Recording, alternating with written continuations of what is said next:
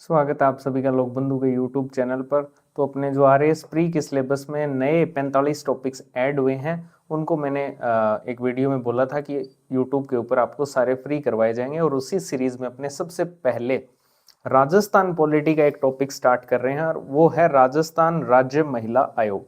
आज से पहले ये RAS प्री के सिलेबस में कभी नहीं था ये टॉपिक आपको असिस्टेंट प्रोफेसर के सिलेबस में देखने को मिलेगा। वहां से उठाकर RAS प्री के सिलेबस में इसको लाया गया है, राजस्थान राज्य महिला आयोग। ठीक है, तो सबसे पहले अगर अपने बात करें इस चैप्टर की, तो कहां कहां से इस चैप्टर को कवर करना चाहिए। ठीक है, सबसे पहले तो जो साइट है ना, ये तो येलो तो बिल्कुल ही नहीं दिख रहा।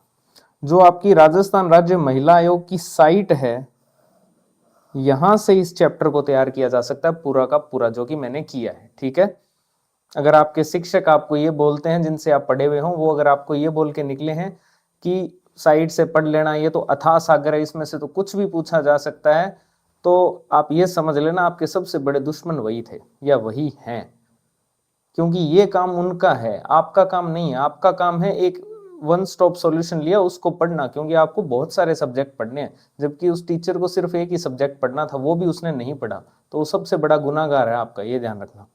ठीक है, तो एक वेबसाइट पढ़ने में भी उनको जोर आता। मैं दिखाऊंगा आपको कंटेंट क्या होता है। ठीक है ना, तो जो वेबसाइट है, यहां पर ये एक्ट अपलोड किया गया है। ठीक है ना, राजस्थान राज्य महिला आयोग अधिनियम 1999। इस एक्ट के अंदर जितनी भी धाराएं दी हुई है, उनमें से जो महत्वपूर्ण धाराएं हैं वो सारी अपने पढ़ने वाले, ऑलमोस्ट धाराएं अपने पढ़ने वाले हैं। इसके अलावा जो ये विनियम है, राजस्थान राज्य महिला आयोग विनियम 2007 का, ये भी अपलोड है। इसके भी कुछ इंपॉर्टेंट प्रोविजंस अपने पढ़ने वाले हैं। ठीक है ना, इसके अलावा वेबसाइट पर जो और काम की चीजें दी हुई है उनको भी अपने देखने वाले हैं। ठीक है, यहां से पूरा का पूरा कंटेंट तैयार किया गया है इस अधिनियम में से, इसके अलावा इस विनियम में से, इसके अलावा वेबसाइट पर से, और इसके अलावा डॉक्टर जनक सिंह मीणा जो हिंदी ग्रंथ अकादमी की बुक है, राजस्थान की राजनीतिक और प्रशासनिक व्यवस्था, वहां से पूरा का पूरा कंटेंट रेडी किया गया है। तो इन चारों को मिक्स करके आपके सामने प्रेजेंट है। ठीक है, मैं ही हूँ लेखक इसका, और कोई नहीं है। लोक बंधु में सब कुछ मैं ही हूँ। सबसे पहले जो हैंड रिटन फॉर्मेट होता है उसको मैं टेक्स्ट फाइल में चेंज करता हूँ, फिर वर्ड फाइल बनती है हिंदी में, फिर उसको ट्रांसलेट किया जाता है इंग्लिश में। ठीक है ना, फिर दोनों को कंबाइंड करके ये PPT तैयार की जाती है। इतनी प्रोसेस है, और मैं सिर्फ अकेला ही करता हूँ। ठीक है ना, तो अप्रिशिएट किया करो ऐसे। चलो हेट जो डिसलाइक करते हैं उन पर तो मैं ध्यान भी नहीं देता। तुम्हारी इतनी औकात है कि मैं तुम्हारी बात भी नहीं करूंगा। ठीक है, प्यार करने वाले बहुत हैं, तुम्हारे जैसे लोगों की आवश्यकता ही नहीं है मुझे। ठीक है, तो अपने चैप्टर स्टार्ट करते हैं, राजस्थान राज्य महिला आयोग। सबसे पहले अपने कुछ की पॉइंट्स को देख लेते हैं। इस चैप्टर के अंदर हाइलाइट्स देख लेते हैं, क्या पढ़ने वाले हैं। एक टाइप से ट्रेलर मैं आपको दिखा देता हूं कि इस चैप्टर में अपने क्या पढ़ने वाले हैं।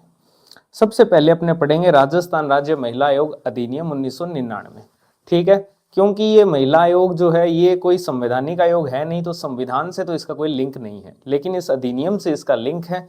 तो इस अधिनियम के अंदर जितनी भी धाराएं हैं उनमें प्रोविजंस दिए हुए हैं महिला आयोग से रिलेटेड, वो सारे अपने धारावार पढ़ने वाले हैं, जिसमें आयोग का गठन है, संरचना है, योग्यता है, पदावधि है, त्यागपत्र है, पद से हटाना हो गया, आयोग का प्रतिवेदन है, वेतन भत्ते और सेवा शर्तें हैं, कार्य और शक्तियां हैं, इसके अलावा अदर प्रोविजंस भी हैं, वो सारे अपने पढ़ने वाले हैं। तो पहली हेडिंग तो अपनी ये रहेगी। इसके बाद अपने पढ़ेंगे राजस्थान राज्य महिला आयोग विनियम 2007 की, ये कब आया, इसकी अधिसूचना कब जारी हुई, राजपत्र में कब प्रकाशित हुआ, और इसमें क्या क्या प्रमुख प्रावधान किए गए हैं आयोग को लेकर। इसके बाद अपने जो राजस्थान राज्य महिला आयोग है उसकी वर्तमान और भूतपूर्व संरचना को देखेंगे कि अध्यक्ष कौन कौन रहे हैं और वर्तमान में कौन है, पद अगर खाली है तो उनका निर्वहन कौन कर रहा है। इसके अलावा साइट पर ही दिया हुआ है महिला सशक्तिकरण के लिए 7 सूत्री कार्यक्रम, जिसमें 7 सूत्र दिए हुए हैं। उसके अलावा 2 कमेटीज भी दे रखी है, वो भी अपने पढ़ने वाले हैं, उनके अध्यक्ष कौन है। इसके अलावा आयोग के जो उद्देश्य है वो भी साइट पर अपलोड है, और कुछ सहायक सेवाएं जो आयोग प्रोवाइड करवाता है वो अपने को देखनी है। उसमें एक बहुत इंपॉर्टेंट है, वहां से प्रश्न आने की संभावना है। ठीक है, तो ये थी हाइलाइट्स। अब चलते हैं मेन पिक्चर की तरफ। तो सबसे पहले अपने पढ़ रहे हैं राजस्थान राज्य महिला आयोग अधिनियम 1999। ठीक है, राजस्थान राज्य महिला आयोग अधिनियम 1999 अपने पढ़ने वाले हैं।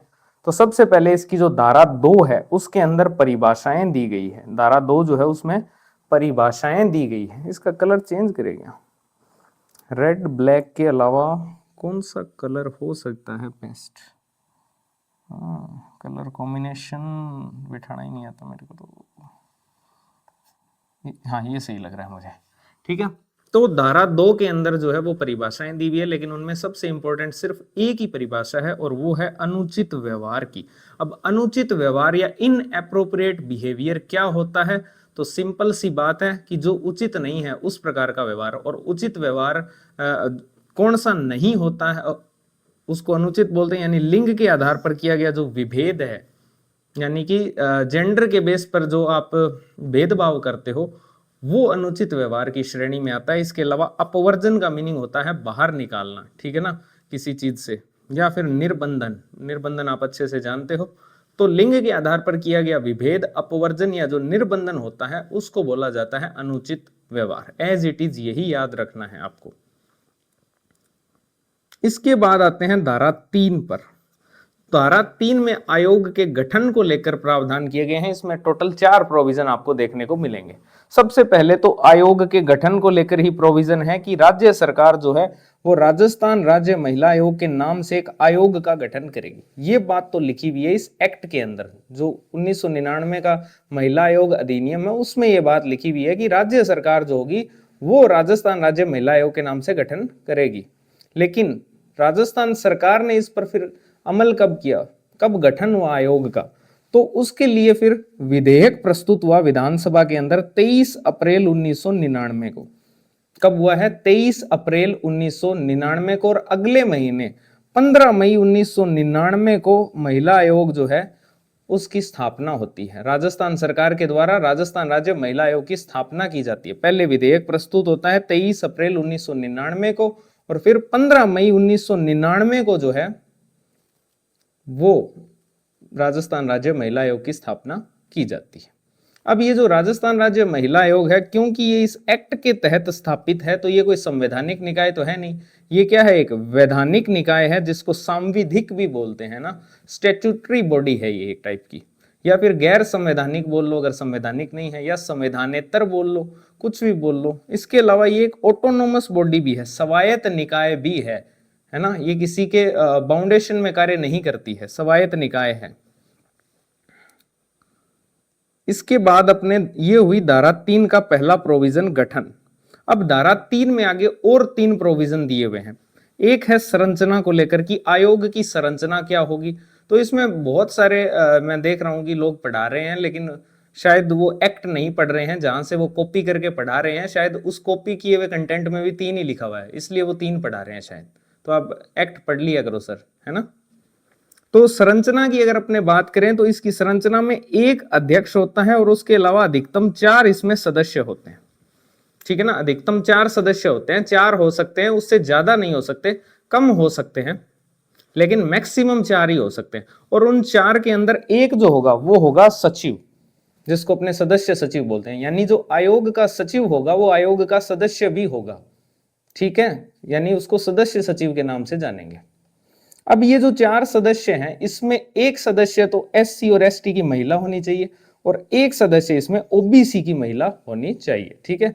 तो आरक्षण का भी एक टाइप से प्रावधान इसमें किया गया है कि एक सदस्य SC और ST की महिला होगी और एक सदस्य OBC की महिला होगी, ठीक है। ये धारा 3 के अंदर ही चल रहे हैं अपने। आगे धारा 3 में ही योग्यता का भी वर्णन किया गया है। कोई खास योग्यता नहीं है, सिर्फ अध्यक्ष और सदस्य की योग्यता में सिर्फ इतना याद रख लो, जो भी विख्यात महिला होगी, है ना, जो फेमस पर्सनैलिटी होगी फीमेल्स में, उनको जो है अध्यक्ष और सदस्य बनाया जाएगा। अब ये सत्यनिष्ठ और प्रतिष्ठा वाली महिलाएं, ये कोई पैमाना नहीं है, ठीक है ना। आप कैसे चेक करेंगे कोई सत्यनिष्ठ है कोई प्रतिष्ठा है? तो ये कोई पैमाना नहीं है, ठीक है ना। बस आप सीधा याद रख लेना, ये एक्ट के अंदर लैंग्वेज लिखी हुई है कि सदस्य कौन होगी, तो सत्यनिष्ठा और प्रतिष्ठा वाली महिलाएं जो होगी वो सदस्य होगी, और अध्यक्ष कौन होगी, तो महिलाओं की समस्या को निपटाने का जो पर्याप्त ज्ञान और अनुभव रखती है वो महिलाएं, और जो महिलाओं के हित के लिए प्रतिबद्ध है ना, जो NGOs वगैरह चला रही है, फेमस पर्सनैलिटीज है फीमेल्स में, उनको जो है महिला आयोग की अध्यक्ष बनाया जाएगा। और सदस्य में सत्यनिष्ठा और प्रतिष्ठा वाली महिलाएं, ये कोई मापदंड नहीं है। आगे बढ़ते हैं, धारा 3 में ही आयोग के सचिव को लेकर भी प्रावधान किया गया है। एक तो आयोग का जो सचिव होता है वो इसका सदस्य भी होता है, ऊपर बता दिया। इसके अलावा इसकी जो नियुक्ति है वो कौन करेगा, तो राज्य सरकार ही करेगा। जब गठन ही महिला आयोग का राज्य सरकार ने किया है तो उस आयोग के सचिव की नियुक्ति भी कौन करेगा, राज्य सरकार करेगा। इसके अलावा जो सचिव के वेतन और भत्ते हैं, ठीक है ना, जो सचिव के वेतन और भत्ते हैं वो किस प्रकार से डिसाइड होंगे, तो वो जिस पद और संवर्ग से उसको लाया गया है वहीं से उसको प्राप्त होंगे। जैसे मान लो कि किसी सेक्रेटरीट के विभाग का, मान लो ग्रामीण विकास और पंचायती राज जो विभाग है वहां के सेक्रेटरी को महिला आयोग का सचिव बना दिया जाता है। अब उसको जो वेतन और भत्ते मिलेंगे वो वही मिलेंगे जो पहले उसको मिल रहे थे उस विभाग में, ठीक है ना, उसको अलग से निर्धारित नहीं किए जाएंगे उसके वेतन और भत्ते, जैसा कि सदस्यों के वेतन और भत्तों में प्रावधान होगा आगे, ठीक है ना। तो उसको जो वेतन और भत्ते मिलेंगे आयोग के सचिव को वो उसी कैडर और पोस्ट से मिलेंगे जहां से उसको लाया गया है, ठीक है। आगे बढ़ते हैं, ये धारा 3 के 4 प्रोविजन थे, एक गठन को लेकर, एक उसकी संरचना को लेकर, एक योग्यता को लेकर और एक आयोग के सचिव को लेकर, ठीक है। अब आते हैं धारा 4 के ऊपर। जो धारा 4 है इसमें सदस्यों की पदावधि और सेवा शर्तों को लेकर प्रावधान किए गए हैं। धारा 4 के अंदर सदस्यों की जो पदावधि है और जो सेवा शर्तें हैं इसको लेकर प्रोविजंस किए गए हैं। अब क्या क्या है, तो सबसे पहले तो इनकी जो पदावधि है वो कितनी होगी, 3 वर्ष होगी। कैसे याद रखोगे, तो महिला जो शब्द है उसमें 3 ही तो वर्ण है, तो 3 वर्ष होगी, ठीक है। महिला आयोग के अध्यक्ष और सदस्यों का कार्यकाल कितना होगा, 3 वर्ष होगा। और ये अपना त्याग पत्र किसको देंगे, तो ये अपना त्याग पत्र देंगे, अपना रेजिग्नेशन देंगे राज्य सरकार को, ठीक है। राज्य सरकार ने गठन किया है तो त्याग पत्र भी राज्य सरकार को, राज्यपाल को नहीं देंगे, ध्यान रखना। महिला आयोग के अध्यक्ष और सदस्य अपना त्याग पत्र राज्य सरकार को सौंपेंगे। पद रिक्ति, अगर पद रिक्ति की स्थिति होती है तो ऐसी स्थिति में जो कार्यवाहक सदस्य, जो वर्तमान में महिला आयोग झेल रहा है राजस्थान का पद रिक्ति की स्थिति, तो ऐसी स्थिति में जो कार्यवाहक सदस्य होंगे वो शेष पदावधि हेतु पद धारण करेगा। तो ये डायरेक्ट पूछा जा सकता है कि कार्यवाहक सदस्य का प्रावधान इस एक्ट में है या नहीं है, तो बिल्कुल है। धारा 4 में दिया हुआ है पद रिक्ति की स्थिति में क्या होगा, कार्यवाहक सदस्य शेष पदावधि के लिए पद धारण करेगा। इसके अलावा इनके जो वेतन भत्ते और सेवा शर्तें हैं वो कौन डिसाइड करेगा, जो अध्यक्ष और सदस्य है उनके वेतन भत्ते और सेवा शर्तों का निर्धारण कौन करेगा, तो वो काम फिर राज्य सरकार का है, उसका निर्धारण राज्य सरकार करेगी, ठीक है। और इनमें नियुक्ति के पश्चात कोई अलाभकारी परिवर्तन जो है वो नहीं किया जा सकता, यानी कि इनमें कटौती नहीं की जा सकती नियुक्ति के बाद वेतन भत्तों और सेवा शर्तों के अंदर। इसके बाद ये तो हुई धारा 4 जिसमें पदावधि, त्यागपत्र, पद रिक्ति, वेतन भत्ते और सेवा शर्तों से रिलेटेड प्रोविजंस है जो आपको इजीली समझ आ गया। अब आते हैं धारा 5 के ऊपर। अब आएंगी आयोग की बैठक से रिलेटेड प्रोविजंस। धारा 5 के अंदर बैठक के लिए कोरम कितनी होनी चाहिए, गणपूर्ति कितनी होनी चाहिए, उसको लेकर प्रोविजन है, और वो है अध्यक्ष सहित 3 सदस्य, यानी टोटल 3 की गणपूर्ति होनी चाहिए, जिसमें एक अध्यक्ष होगा और 2 सदस्य होंगे। ये बैठक के लिए गणपूर्ति आवश्यक है। सेम वही महिला में भी 3 है और 3 ही यहाँ है, 3 वर्ष का ही कार्यकाल है। बैठक के लिए गणपूर्ति भी 3 है, एक अध्यक्ष 2 सदस्य। ये ध्यान रखना, ये आजकल ये वर्डिंग बहुत यूज होने लगी, अध्यक्ष सहित 3 सदस्य या अध्यक्ष सहित 2 सदस्य, इस टाइप की भी हो सकती है, तो ये ध्यान रखना सहित वर्ड को अच्छे से। सहित का मतलब है प्लस। आगे धारा 6, अब गणपूर्ति डिसाइड कर लिया, बैठक करवा देते हैं, ठीक है। तो धारा 6 में आयोग की बैठक को लेकर प्रोविजंस है कि आयोग की जो बैठक होगी उसकी अध्यक्षता कौन करेगा, तो वेरी सिंपल, आयोग का जो अध्यक्ष होगा वही उसकी क्या करेगा, बैठक की अध्यक्षता करेगा। अगर वो अनुपस्थित है तो ऐसी स्थिति में जो सदस्य होंगे उनके द्वारा जो चुना गया सदस्य होगा वो उस आयोग की बैठक की अध्यक्षता करेगा। बहुत सिंपल है। इसके अलावा बैठक में जो प्रश्न होंगे उनका विनिश्चय फिर कैसे होगा, तो विनिश्चय के लिए सिंपल है, जो उपस्थित है और मत देने वाले सदस्य हैं उनके बहुमत से प्रश्न का विनिश्चय किया जाएगा। मान लो कोई प्रश्न उठा है और उस पर टोटल आयोग में 4 सदस्य हैं और उसमें से मान लो 3-1 से आ गई बात, यानी बहुमत, जिसका बहुमत होगा उस हिसाब से मान लिया जाएगा। उपस्थित और मत देने वाले सदस्यों के बहुमत से प्रश्न का विनिश्चय किया जाएगा। लेकिन अगर मान लो स्थिति 2-2 की आ जाती है, यानी कि बराबर मत की स्थिति आ जाती है तो उस स्थिति में निर्णायक मत कौन करेगा? फिर अध्यक्ष करेगा आयोग का। ठीक है। इसके अलावा कुछ आमंत्रित व्यक्ति भी होते हैं बैठक के अंदर, लेकिन ध्यान रखना जो आमंत्रित व्यक्ति होंगे उनको बैठक में मत देने का अधिकार नहीं होगा। सिंपल। मत कौन देंगे? सिर्फ आयोग के जो अध्यक्ष और सदस्य होंगे वही इसमें मत करेंगे। अध्यक्ष तब करेगा जब निर्णायक मत देना होगा उसको। ठीक है। लेकिन जो आमंत्रित व्यक्ति होंगे उनको मत देने का अधिकार नहीं है। तो ये थी आयोग की बैठक धारा 6 में। अब आते हैं धारा 7 पर। ये जितने भी आयोग हैं इन सब के साथ में एक ही दिक्कत है कि इनके जो आदेश होते हैं वो फिर बाध्यकारी जो है वो नहीं होते, सलाहकारी होते हैं। उसी प्रकार से महिला आयोग जो है उसके आदेश की विधि मान्यता कितनी है ये धारा 7 में बताया गया है। धारा 7 में आयोग इंपॉर्टेंट प्रोविजन है, ध्यान रखना। आयोग के आदेश की विधि मान्यता यानी वैलिडिटी, कितना वैलिड है आयोग का ऑर्डर, वो बताया गया है। तो इसमें सिंपल बात कही गई है कि आयोग का कोई भी आदेश या जो कार्यवाही है वो निम्नांकित कारणों से अविधि मान्य नहीं होगी। इसका मीनिंग बहुत सिंपल है कि अगर ये जो दो कारण नीचे लिखे हुए हैं ये दो कारण भी होते हैं तो उस स्थिति में भी आयोग का जो आदेश है वो इनवैलिड नहीं माना जाएगा। कि अगर आयोग के गठन में कोई भी त्रुटि होती है या अनियमितता होती है या फिर मान लो कोई सदस्य का पद खाली है, इस स्थिति में अगर आयोग आदेश जारी करता है तो वो इनवैलिड नहीं माना जाएगा।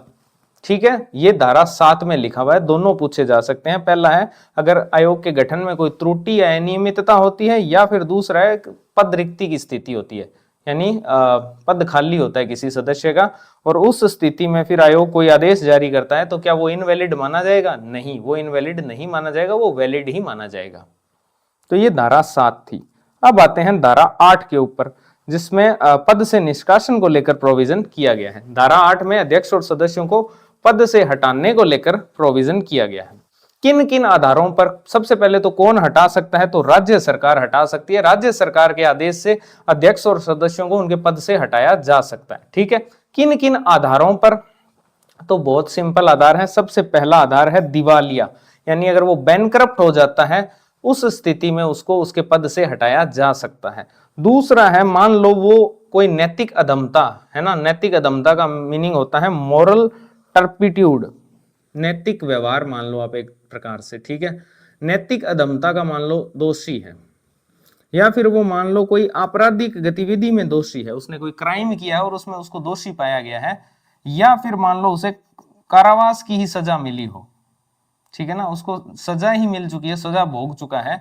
अगर वो दोषी है, चाहे वो नैतिक अधमता का हो या कोई अन्य आपराधिक गतिविधि है उसमें दोषी हो या फिर कारावास की सजा काट चुका हो, तो ऐसी स्थिति में उसको उसके पद से हटा दिया जाएगा।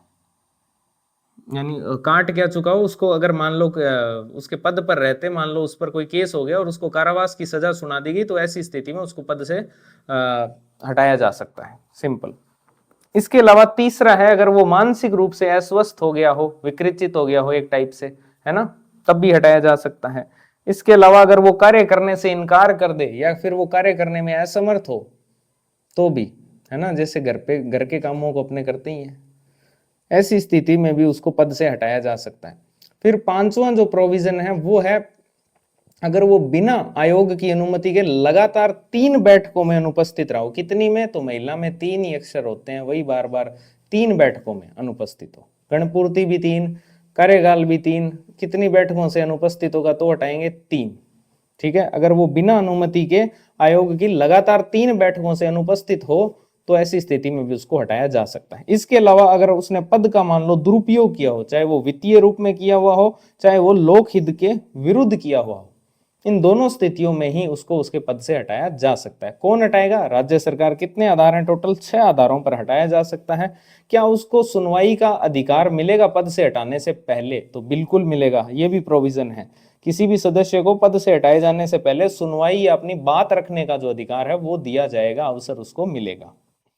ठीक है। ये थी धारा 8 जिसमें पद से निष्कासन से रिलेटेड प्रोविजन था। आई होप आपको समझ आया होगा। पहले तो सब्सक्राइब करो चैनल को ताकि जो 45 की 45 क्लास से हैं वो आपको सर्च ना करनी पड़े, आपके पास अपने आप पहुंच जाए।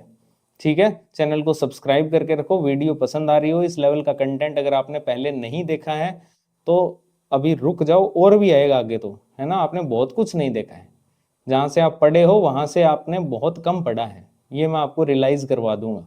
अगर मैंने राजस्थान पॉलिटी पूरी पढ़ा दी ना तो आप सदमे में आ जाओगे कि राजस्थान पॉलिटी इतनी और है क्या। तो राजस्थान पॉलिटी खूब डेप्थ में है, इसीलिए आपके क्वेश्चन नहीं होते जो एडवांस वाले होते हैं। लेकिन अब हो जाएंगे, जितने भी राजस्थान पॉलिटी के ये टॉपिक मैं करवाऊंगा आपको जो नए ऐड हुए हैं, इनमें से एक भी क्वेश्चन बाहर नहीं जाएगा। और जितने भी टॉपिक सारे सब्जेक्ट्स के करवाएंगे उनके भी कुछ भी बाहर नहीं जाएगा। ठीक है, अब आते हैं धारा 9 पर। धारा 9 में आयोग के अधिकारी और कर्मचारियों को लेकर प्रोविजन किए गए हैं। अगर आयोग को किसी भी स्थिति में अधिकारी और कर्मचारियों की आवश्यकता है तो वो कौन प्रोवाइड करवाएगा? सिंपल सी बात है, वो राज्य सरकार ही प्रोवाइड करवाएगी। आयोग के जो अधिकारी हैं और कर्मचारी हैं उनको उपलब्ध कौन करवाएगा? राज्य सरकार करवाएगी।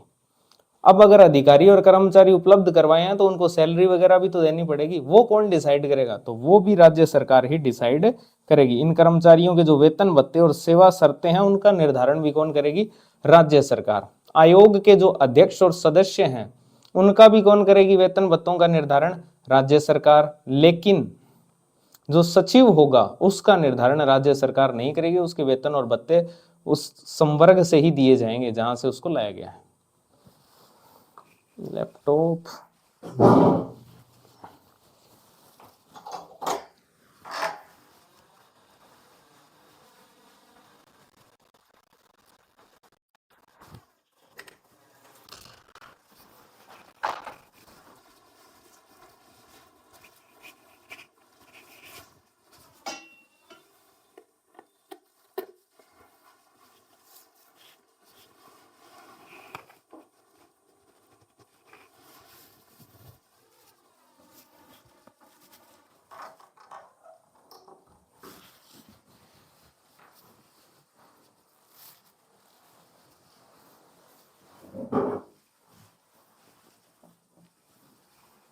रिवीजन कर लिया होगा आपने अब तक, है ना?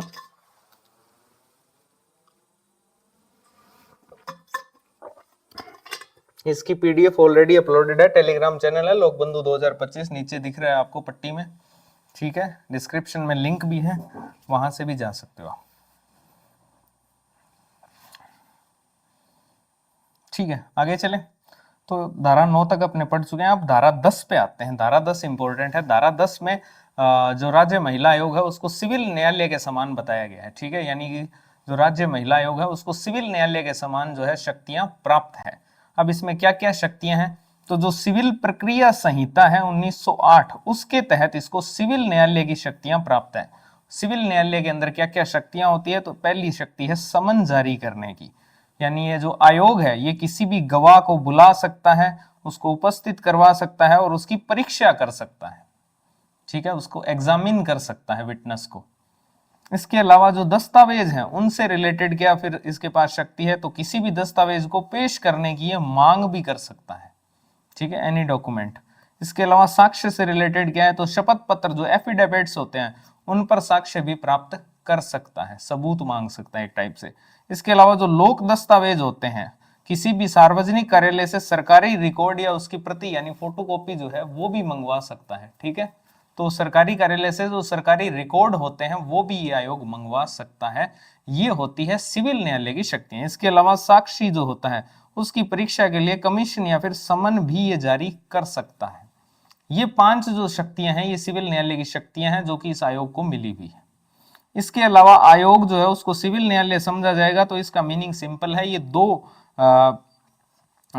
जो दंड प्रक्रिया संहिता है और जो भारतीय दंड संहिता है इनका प्रयोग करेगा। भारतीय दंड संहिता 1860, अब इन दोनों का नाम चेंज कर दिया गया है। जो लोग बार बार पूछते रहते हैं कि वो एक जो बच गए आपके नागरिक सुरक्षा संहिता वाला चैप्टर उसकी क्लास कब आएगी, तो आ जाएगी भाई, मैंने बोल दिया जनवरी तक आ जाएगी, लास्ट तक। ठीक है, दंड प्रक्रिया संहिता 1973 और भारतीय दंड संहिता 1860, इसके तहत इसको एक सिविल न्यायालय समझा जाएगा, यानी कि ये इनका प्रयोग कर सकता है। इसके अलावा न्यायिक कार्यवाही, न्यायिक कार्यवाही का सिंपल सा मीनिंग है आयोग के समक्ष होने वाली जो प्रत्येक कार्यवाही होगी वो न्यायिक कार्यवाही होगी आईपीसी 1860 के तहत। ठीक है, तो ये इंपॉर्टेंट है, ये सीधा सीधा फैक्ट के रूप में दिया जा सकता है कि महिला आयोग के समक्ष होने वाली प्रत्येक जो कार्यवाही होती है वो न्यायिक कार्यवाही होती है। तो बिल्कुल सही है, आईपीसी 1860 के तहत। आगे धारा 11 में आयोग के कृत्य दे रखे हैं। अब महिला आयोग का काम क्या होगा? पुरुषों के उत्थान के लिए तो काम करेगा नहीं, वो तो महिलाओं से रिलेटेड मुद्दों पर ही बात करेगा। ठीक है, तो आयोग के क्या क्या कृत्य हैं ये धारा 11 में बात कर रखी है। सबसे पहला काम है जांच और विश्लेषण का। अब जांच और विश्लेषण किनका करेगा? तो महिलाओं के विरुद्ध होने वाले जो भी अनुचित कार्य हैं उनकी जांच करेगा और सरकार से कार्रवाई करने की सिफारिश करेगा। दूसरा है कानूनी समीक्षा। इसमें महिलाओं से संबंधित जो भी मौजूदा कानून है उनकी समीक्षा करेगा, जैसे कि मान लो कार्यस्थल पर यौन उत्पीड़न वाला एक्ट है, इसके अलावा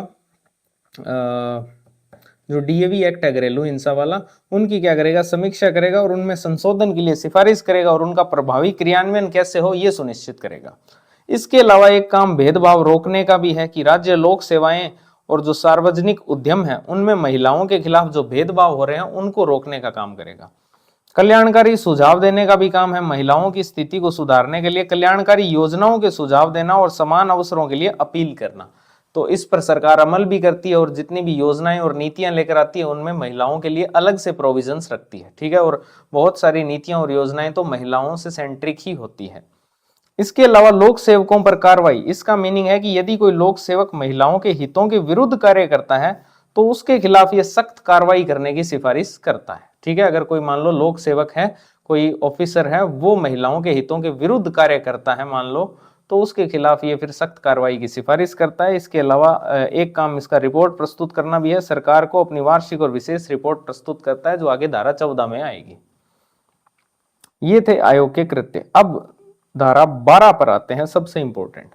तो देखो आपने धारा 2 में पढ़ा होगा अनुचित व्यवहार, इन एप्रोप्रिएट बिहेवियर, यानी लिंग के आधार पर किया गया विभेद, अपवर्जन या निर्बंधन जो होता है उसको अनुचित व्यवहार कहते हैं। अब इस अनुचित व्यवहार की जांच जो है वो कब कर सकता है? अब सिंपल मैं एक एग्जांपल लेके चलता हूं। मान लो किसी महिला के साथ घरेलू हिंसा हुई है, तो ऐसी स्थिति में ये जो महिला आयोग है राज्य का, ये जांच कब कब कर सकता है? सीधी तो कर नहीं सकता, ये जांच कब कर सकता है? तो पहली स्थिति तो ये है कि अगर कोई महिला है या फिर कोई महिला संगठन है वो लिखित में परिवाद दे दे, ठीक है ना, लिखित में कंप्लेंट दे दे या परिवाद दे दे, तब ये आयोग जो है वो अनुचित व्यवहार की जांच कर सकता है। दूसरी स्थिति क्या है? दूसरी स्थिति है कि उसको स्वयं कोई जानकारी मिले आयोग को या कोई सूचना मिले, तब ये जांच कर सकता है। तीसरा है सरकार अगर मान लो उससे निवेदन करती है तब भी वो जांच कर सकता है आयोग। और चौथा इसमें है कि उस मान लो घरेलू हिंसा की किसी ने प्रत्यक्षदर्शी है, मान लो किसी कोई, ठीक है, आई विटनेस है और व्यक्तिगत जानकारी है उसको इसकी, तो व्यक्तिगत जानकारी वाला व्यक्ति अगर मान लो परिवाद करता है, कंप्लेंट करता है, तो ऐसी स्थिति में भी ये आयोग जो है वो जांच कर सकता है अनुचित व्यवहार की। तो ये 4 परिस्थितियां हैं जहां पर महिला आयोग जो है वो अनुचित व्यवहार की जांच कर सकता है। अब ये जो अनुचित व्यवहार की जांच तो कर ली, फिर उस आयोग जो है तो राज्य सरकार को जो है सिफारिश प्रस्तुत करेगा। तो क्या राज्य सरकार को इसकी सिफारिश पर अमल करना पड़ेगा?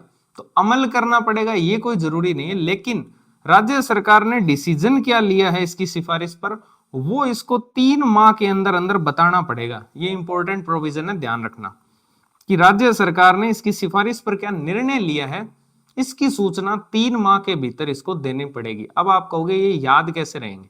अरे वही बार बार यार, महिला 3 ही तो अक्षर हैं, तो 3 ही यहां है। हर चीज जो याद रखने वाली है वो 3 ही है। तो 3 माह के भीतर क्या क्या थी 3? एक तो कार्यकाल 3 वर्ष का है, एक गणपूर्ति 3 है, एक और क्या चीज थी ऊपर 3 अभी आई थी, अभी देख लेते हैं। एक चीज और थी जो 3 थी,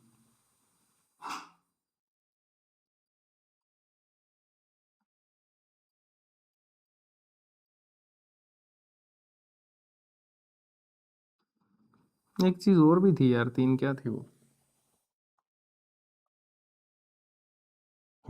अगर वो 3 बैठकों से अनुपस्थित है लगातार तो सारी चीजें 3 है, क्योंकि महिला में ही 3 अक्षर है। ठीक है, तो 3 माह के भीतर उसको सूचना देनी पड़ेगी। ये थी धारा 12 जिसमें अनुचित व्यवहार की जांच कर सकता है, परिस्थितियां बताई हुई है और राज्य सरकार 3 माह के भीतर उसको सूचित करेगी, ये भी प्रोविजन है।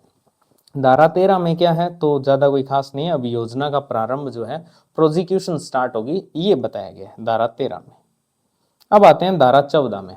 धारा 14 में जो आयोग है वो अपनी वार्षिक रिपोर्ट या फिर जो विशेष रिपोर्ट है वो किसको सौंपेगा, ये बताया गया है, और ये सौंपेगा राज्य सरकार को, और राज्य सरकार आगे किसको सौंपेगी, राज्य विधानमंडल को। यानी आयोग अपनी रिपोर्ट देगा राज्य सरकार को, राज्य सरकार आगे किसको देगी, राज्य विधानमंडल को। एक चीज ध्यान रख लेना, महिला आयोग वाला जो पूरा का पूरा चैप्टर है उसमें गवर्नर वर्ड कहीं नहीं आएगा। तो अगर आपको क्वेश्चन के अंदर गवर्नर मिलता है महिला आयोग से रिलेटेड तो फिर आप उसको हटा देना, मतलब वो गलत है एक टाइप से।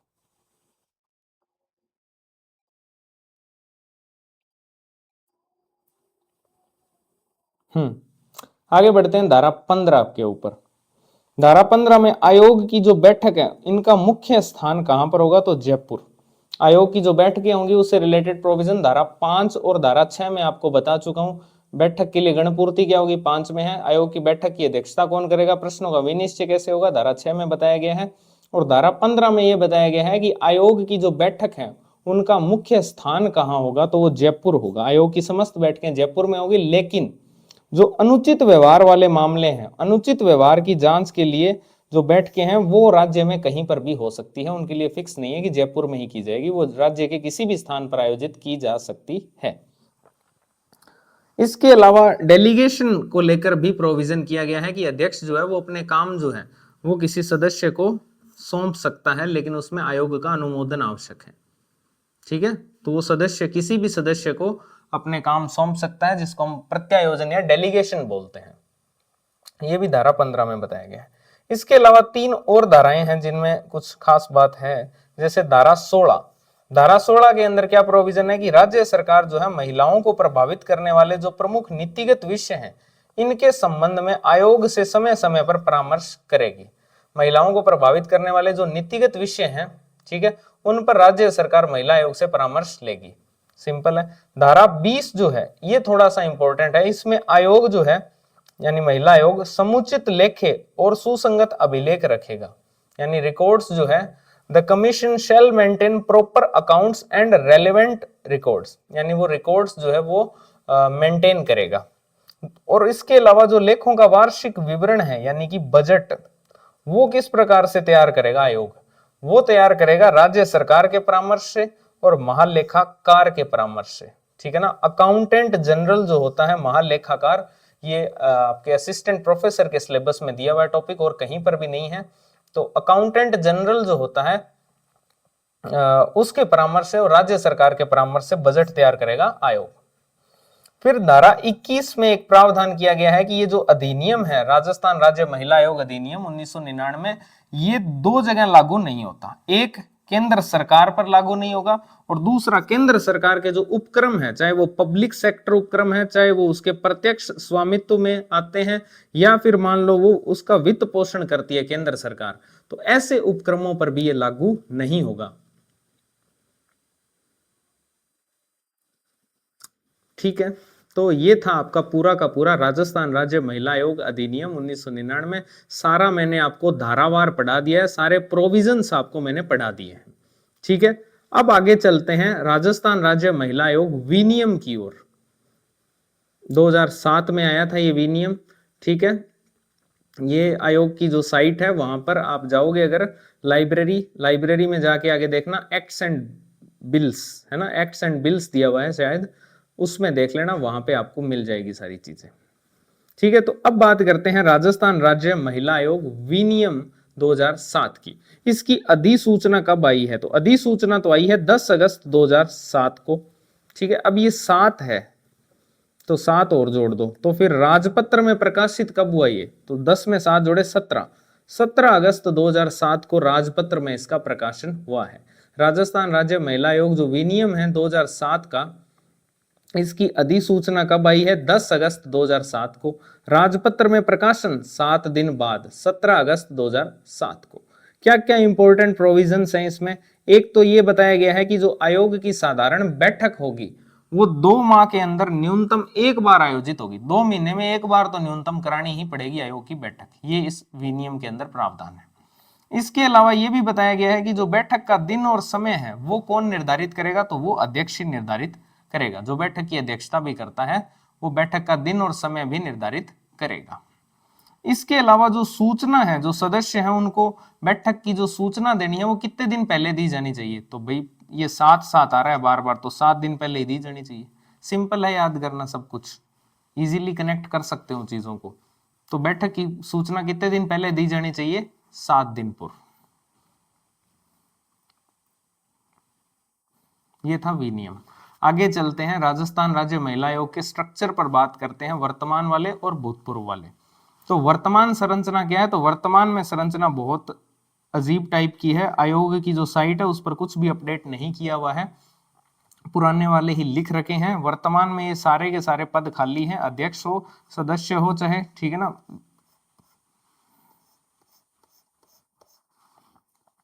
ठीक है ना, अध्यक्ष और सदस्य के ये सारे पद जो हैं वो खाली हैं। सदस्य सचिव एक नियुक्त है, उनका नाम है दीप्ति जोशी। ये वीरेंद्र सिंह भी अपडेट नहीं किया उन्होंने, ठीक है ना। दीप्ति जोशी जो है वो वर्तमान में अब सदस्य सचिव हैं। अब आयोग की अगर वर्तमान संरचना की बात करें तो आयोग में सारे ही पद खाली हैं, चाहे अध्यक्ष का हो चाहे सदस्य का हो, क्योंकि इससे पहले जो रेहाना रियाज चिश्ती अध्यक्ष थी, इसके अलावा सुमन यादव, अंजना मेघवाल और सुमित्रा जैन ये सदस्य थी 3, ठीक है, और वीरेंद्र सिंह सदस्य सचिव थे। तो इन सब का कार्यकाल पूर्ण हो चुका है 2025 में ही। अब तक नए अध्यक्ष और सदस्य का जो नियुक्ति है वो नहीं हुई है।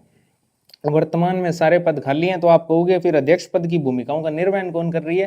तो जो राष्ट्रीय महिला आयोग की वर्तमान अध्यक्ष है श्रीमती विजया रहाटकर, वो जो है इन भूमिकाओं का निर्वहन कर रही है। तो ये बात है। अब आगे चलते हैं और इसमें देखते हैं भूतपूर्व अध्यक्ष अब तक कौन कौन अध्यक्ष बनी है महिला आयोग में। तो अब तक टोटल 6 अध्यक्ष जो है वो राज्य महिला आयोग की बन चुकी है राजस्थान के। अब आप में इसको याद क्या रखना है? देखो इन सब का कार्यकाल, इन्होंने अपना जो 3 वर्ष का कार्यकाल होता है उसको पूर्ण किया है, तो इससे वो क्वेश्चन तो वो नहीं बना सकता कि सर्वाधिक कार्यकाल किसका है और न्यूनतम किसका है, तो वो क्वेश्चन तो कट गए क्योंकि सबका 3 वर्ष है। फिर वो दूसरा ये क्वेश्चन नहीं बना सकता कि किन्होंने अपना कार्यकाल पूर्ण किया है, तो सबने ही किया है पूर्ण कार्यकाल। तो फिर इसमें प्रश्न बन क्या सकता है? तो बन सिर्फ इतना ही सकता है, या तो वो ये पूछ सकता है कि इनमें से कौन महिला आयोग की अध्यक्ष नहीं रही है, ठीक है, या वो ये पूछ सकता है एक तरफ महिलाएं दे देगा, एक तरफ उनके कार्यकाल दे देगा, यानी अध्यक्ष देगा और एक कार्यकाल देगा। तो क्या आपको कार्यकाल याद करने चाहिए? बिल्कुल नहीं करने चाहिए, कभी याद नहीं करना। कार्यकाल में सिर्फ आपको इतना याद करना है, जो पहली अध्यक्ष थी कांता कथूरिया, इनका कार्यकाल आप याद कर सकते हो। वो भी पहला, इन्होंने कब पद ग्रहण किया? तो इन्होंने पद ग्रहण किया है 25 मई 1999 को।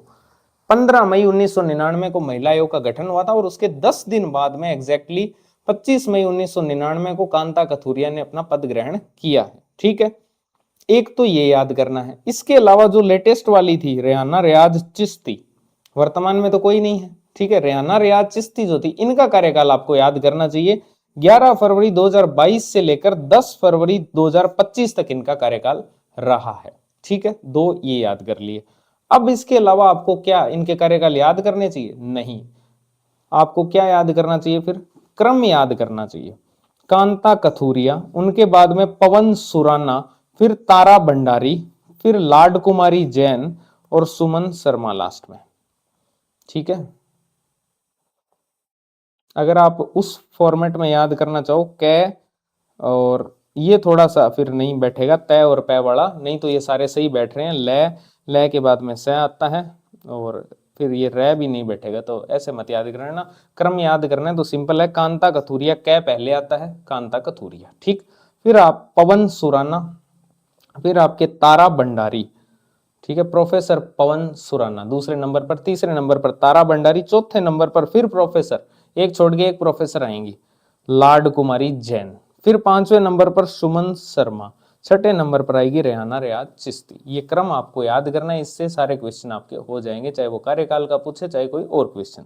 और ये 2 डेट याद करनी है, एक ये वाली और एक ये वाली, ठीक है। इसके अलावा भूतपूर्व सदस्य भी दे रखे हैं, तो उनमें सारे याद करने की आवश्यकता है नहीं, क्योंकि सदस्य में फिर क्या क्वेश्चन बनेगा कि कौन सदस्य नहीं रहा, तो वो तो क्वेश्चन फिर कोई भी मतलब वैल्यू का क्वेश्चन नहीं होगा। तो क्वेश्चन सिर्फ इतना बन सकता है, उनमें एक यूनिक फैक्ट है। यूनिक फैक्ट क्या है कि 2 ऐसी महिलाएं हैं जो 2 बार महिला आयोग की सदस्य रही है। एक तो है दमयंती बकोलिया और एक है सुनीता सत्यर्थी, जिनको शॉर्ट में एसएस बोल देंगे अपने। तो एस और एस 2 बार आ रहे हैं, तो ये भी 2 बार रही है। तो 2 बार सदस्य कौन कौन रही है? दमयंती बकोलिया और सुनीता सत्यर्थी। तो ये था आयोग की स्ट्रक्चर को लेकर। आगे चलते हैं, ये साइट पर ही दिया हुआ है, महिला सशक्तिकरण के लिए 7 सूत्री कार्यक्रम, जो आरएएस मेंस में भी आया था।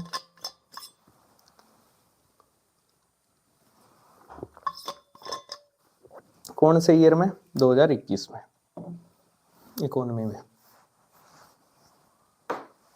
ठीक है, अब बात करते हैं महिला सशक्तिकरण के लिए 7 सूत्री कार्यक्रम की।